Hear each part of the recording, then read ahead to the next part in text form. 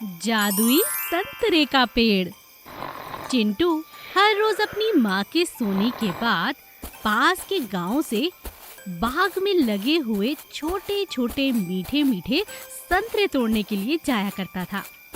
कभी कभी वो अपने दोस्त मिंटू को भी अपने साथ ले जाया करता था। एक दिन चिंटू की माँ ने सोने से पहले उसे चेतावनी दी। देख चिंटू, मैं सोने जा रही हूँ। सुबह 4 बजे की उठी होती हूँ। सारा शरीर टूट रहा है, कितना काम भी बाकी है। अब मुझे 1 घंटा सोने देना, बिल्कुल परेशान मत करना। और खबरदार, जो तू पास वाले बाग में गया, तू जानता नहीं वहाँ सांप बिच्छू ना जाने कैसे कैसे जीव हैं। कहीं किसी ने तुझे काट लिया तो क्या होगा? तू मेरी इकलौती संतान है रे। अरे माँ, तुम परेशान क्यों होती हो? मैं कहीं नहीं जाऊंगा, तुम आराम से सो जाओ। पक्का? हाँ हाँ पक्का। माँ के सोते ही वादा चिंटू भूल गया और चला गया अपने दोस्त मिंटू के साथ पास वाले बाग में, जहाँ मीठे मीठे रसीले संतरे लगे हुए थे। अरे मिंटू, माँ ने कहा है जल्दी आने के लिए। अगर जल्दी ना पहुँचा तो वादा टूट जाएगा और आज तो पक्का पिटाई होगी यार। अरे अरे, तू टेंशन क्यों ले रहा है? तू चिंता मत कर, फटाफट संतरे तोड़ते हैं और घर जाकर खाएंगे, ठीक है? हाँ यार, ये ठीक है। चिंटू और मिंटू बाग में बड़े बड़े पेड़ों पर चढ़ जाते हैं, फटाफट संतरे तोड़ते हैं और अपने अपने घर लौट जाते हैं। चिंटू अपनी माँ के उठने से पहले पहुँच जाता है और संतरे मजे से खाने लगता है। अचानक उसकी झोली में जितने भी संतरे थे सभी खत्म हो जाते हैं, लेकिन एक संतरा उससे छिलने का नाम ही नहीं लेता।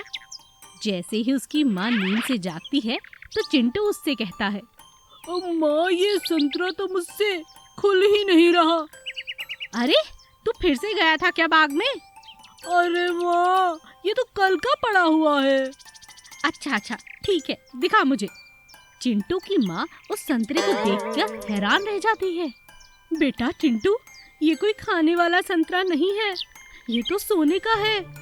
क्या कहा माँ? सोने का? हाँ, ये देख बेटा।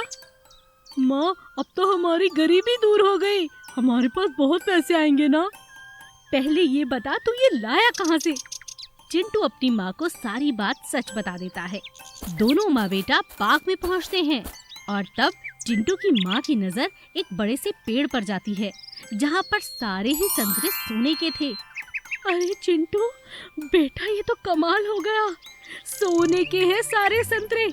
जल्दी जल्दी तोड़, भगवान ने मेरी सुन ली। अब तो गरीबी गई रे गई, अब तो भाई कोई चिंता नहीं। चल बेटा, मैं भी तेरे साथ ही पेड़ पर चढ़ जाती हूँ।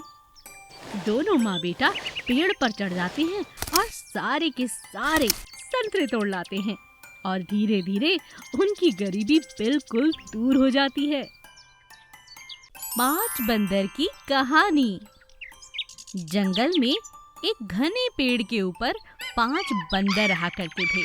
पांचों हमेशा साथ साथ रहते थे। उनमें से एक बहुत ही प्यारा बंदर था जिसका नाम था बिंटी। बिंटी गांव के स्कूल में जाकर दीवार पर बैठ जाया करता और बच्चों को पढ़ता हुआ देखकर बहुत खुश होता। बच्चों के हाथ में बस्ता देखकर, किताबें देखकर उसका भी बहुत जी करता कि वो भी स्कूल जाए और पढ़ाई करे। एक दिन बिट्टी ने अपनी माँ से कहा, माँ, क्या मैं भी स्कूल जा सकता हूँ? ये तुम कैसी बातें कर रहे हो? बंदर कहीं स्कूल जाते हैं भला? माँ, मेरा बहुत दिल करता है, स्कूल के बच्चे देखकर जी करता है मैं भी पढ़ाई करूँ। ओ मेरे प्यारे बच्चे, अब क्या होगा? कोई बात नहीं, मैं तुम्हारे लिए एक किताब लेकर आती हूँ। कोशिश करते हैं तुम्हें पढ़ाने की। माँ, मेरे पास एक किताब है। कल जब मैं स्कूल से आ रहा था तो रास्ते में गिरी हुई मिली। अच्छा, दिखाओ। अरे वाह, इस किताब में तो नए नए तरह के चित्र बने हुए हैं। हाँ माँ, इसीलिए तो मैं चाहता हूँ कि मैं भी पढ़ाई करूँ। बेटा, हमें स्कूल में तो कोई भी दाखिला नहीं देगा। जिस तरह तुम रोज जाकर स्कूल में बैठ जाते हो, कोशिश करो वहीं दीवार पर बैठे बैठे तुम कुछ सीख जाओ। हाँ, ये ठीक रहेगा माँ। नन्हा बंदर दीवार पर बैठ बैठकर बहुत कुछ सीख जाता है। आते जाते बच्चों को बातें करते देखकर उसे बहुत सारी चीजें सीखने को मिलती हैं। अब वो हमेशा घर लौटने के बाद बाकी के चारों बंदरों को एक क्लास की तरह बिठा देता और सबको सिखाता। आज से हमारे यहाँ पर भी स्कूल है। मैंने जो जो स्कूल से पढ़ाई सीखी है वो तुम सबको सिखाऊंगा। क्या तुम सब सीखोगे? माँ, सीखोगी ना? हाँ हाँ, क्यों नहीं। चारों बंदर पेड़ के नीचे बैठ जाते हैं और फिर वो नन्हा बंदर सबको सिखाता है। सुबह सुबह कहना है गुड मॉर्निंग, बोलो मेरे पीछे। Good morning. रात को कहना है गुड नाइट, गुड नाइट। और जब भी हाथ धोएंगे तभी खाना खाना है। ऐसा टीचर ने सभी स्कूल के बच्चों को सिखाया है। अब कल की बातें कल बताऊंगा। आज के लिए इतना सबक काफी है। चारों बंदर बहुत खुश हो जाते हैं। अब तो हर रोज पांचों बंदर मिलकर बहुत सारी नई नई चीजें सीखते हैं और उनमें बहुत बदलाव आ जाता है और सब मिलकर बिंटी की बहुत तारीफ करते हैं और उसे धन्यवाद करते हैं। सीखने के लिए सिर्फ लगन चाहिए, उम्र नहीं। प्याज की खेती।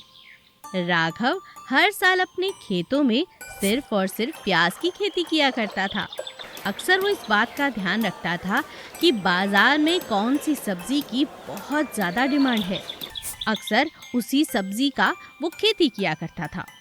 प्याज की हमेशा ही बाजार में अच्छी डिमांड रहती थी, इसीलिए वो ज़्यादातर प्याज ही बोता था। एक साल प्याज के दाम आसमान छूने लगे थे। राघव की पत्नी ने उससे कहा, अजी सुनते हो, बीज डालने का समय हो गया है। पूरे गांव ने बीज डाल भी दिए और आप अभी तक बाजार से बीज लेकर भी नहीं आए हो। बात क्या है? अरे तुम तो नाराज हो जाती हो। आज वहीं जाने का मेरा प्रोग्राम है। मैं शहर जाकर बीज लेकर आता हूँ और उसी दुकान से लाऊंगा जहाँ से हमेशा से लाता हूँ। मुनाफा तो बिल्कुल निश्चित रूप से होगा। राघव शहर उसी दुकान पर जाता है जहाँ से वो हर साल बीज लेकर आया करता था, लेकिन इस साल वो दुकान बंद थी। आस-पास पूछने के बाद पता चलता है कि अब वो दुकान घाटे में जा रही थी, इसीलिए हमेशा के लिए बंद हो गई। राघव को किसी और दुकानदार और उसके बीज पर बिल्कुल भरोसा नहीं था। राघव खाली हाथ घर लौट आता है। उसकी पत्नी ये सारी बात सुनकर हैरान रह जाती है। ये आपने क्या किया? एक दुकान बंद हो गई तो क्या हुआ? अरे किसी और दुकान से ले लेते। सारी दुनिया एक ही दुकान से हमेशा ही थोड़ी ना बीज लेती है। अब क्या बोओगे, क्या करोगे? मैं तो कहती हूँ कल ही जाओ और जाकर बीज लेकर आओ। अगले दिन राघव नई नई दुकानों पर जाकर बीज के लिए बात करता है, मगर कहीं भी उसे प्याज के बीज नहीं मिलते। पूरे बाजार में प्याज के बीज खत्म हो चुके थे। यही बात जब वो घर में पत्नी को आकर बताता है तो वो बहुत नाराज हो जाती है। हे भगवान, जिसका डर था वही हुआ। अब क्या करेंगे? मुनाफा तो छोड़िए, खेती करना ही मुश्किल है बिना बीज के तो। राघव मुस्कुराते हुए अपनी पत्नी से कहता है, मैं जानता था तुम यही कहोगी, लेकिन इस बार मेरे पास एक उपाय है। उपाय? कैसा उपाय? राघव घर में पड़ा हुआ एक पुराना संदूक खोलता है और उसमें से कुछ बीज निकालता है। अपनी पत्नी को दिखाते हुए राघव कहता है, ये बीज देख रही हो? ये मरते हुए माँ ने मुझे दिए थे। ये कोई आम बीज नहीं है, ये बहुत अच्छी फसल के बीज हैं। माँ ने कहा था, कभी किसी मौसम में अगर ऐसा हो कि बीज न मिले तो इन बीजों को खेतों में डालकर गुजारा कर लेना। माँ तो माँ होती है ना। देख, मेरे पास बीज है। इस बार तो फसल ऐसी होगी कि पूरे गांव के पास ऐसी प्याज न मिलेगी। हाँ, ये तो आपने सच में कमाल की बात कर दी। अगले ही दिन राघव अपनी पत्नी के साथ खेतों में बीज डाल देता है। खेतों में बीज डालने के बाद एक अजीब चीज होती है। एक एक प्याज का साइज इतना बड़ा होता है कि हर कोई दूर दूर से उसके खेत देखने आता है। एक एक प्याज 5-5 किलो का था। ना केवल राघव का प्याज दूर देश तक जाता है, बल्कि उसे इस बात का बहुत मुनाफा भी होता है। कभी कभी नुकसान के पीछे भी कोई फायदा होता है। बस हमें अपने नजरिए को बदलने की जरूरत है।